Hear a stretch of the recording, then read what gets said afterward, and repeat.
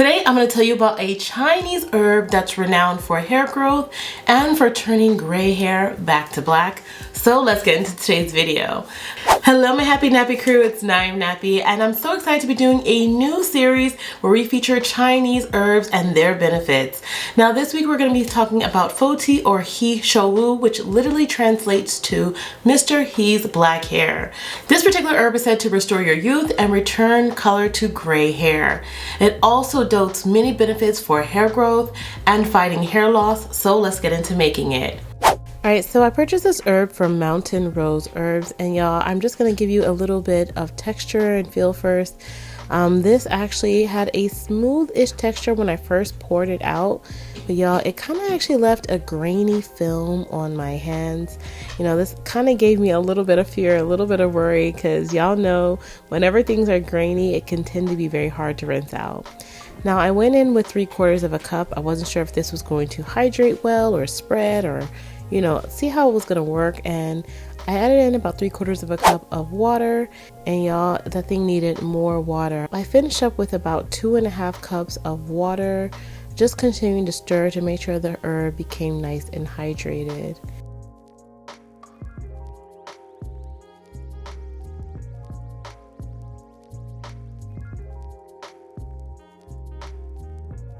I set it off to the side to make sure that it wasn't going to expand or need more water, and then I went in to pre-poo my hair.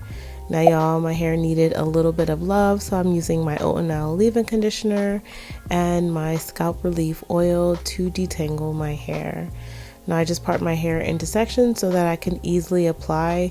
I feel like whenever I'm unsure about an herb, I want to make sure that my hair is thoroughly detangled so I don't cause further tangles or further issues with my hair. So that's what you're seeing me do there. Again, just separate it into sections.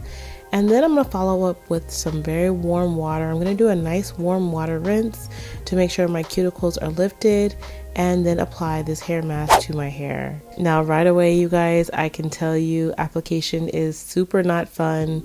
It is very gritty, very grainy.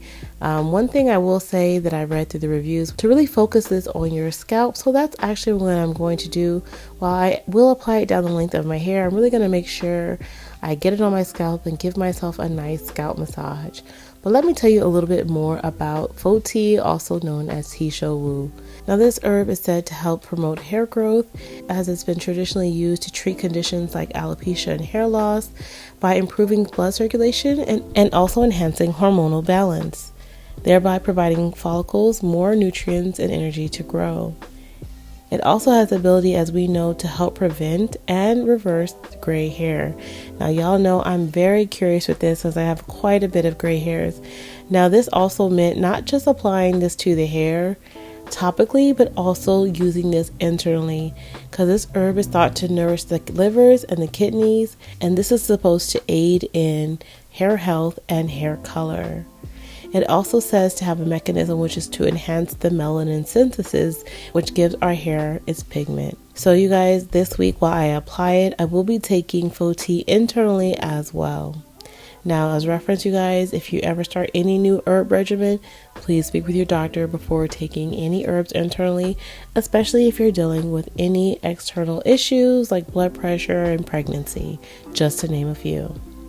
Fo Tea is also said to help strengthen hair follicles by reducing breakage and split ends, and also helping to reduce oxidative stress and damage from the sun. It can also improve scalp health due to its anti-inflammatory properties.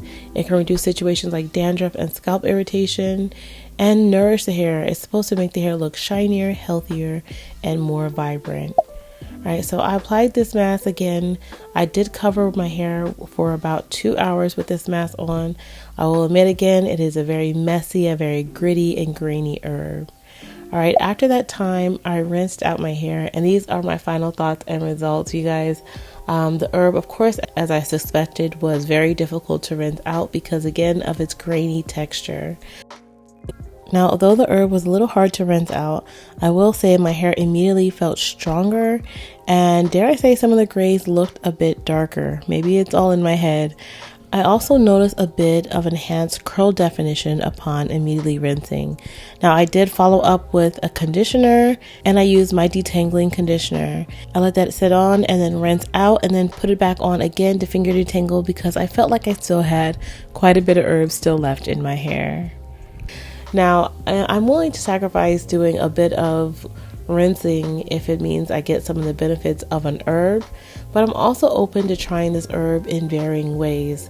I think I want to try it as a hair tea, and I want to also infuse it in some oil to see if I can still get some of those same benefits and properties of the oil in future uses.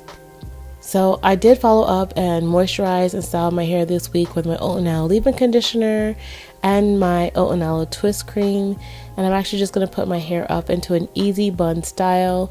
I did want to mention that when I was detangling my hair and moisturizing it, I did notice little black flakes on my shirt. So just as a note, even if you use it as a mask and you think you got it rinsed out, it is still may be some crumbs left in your hair.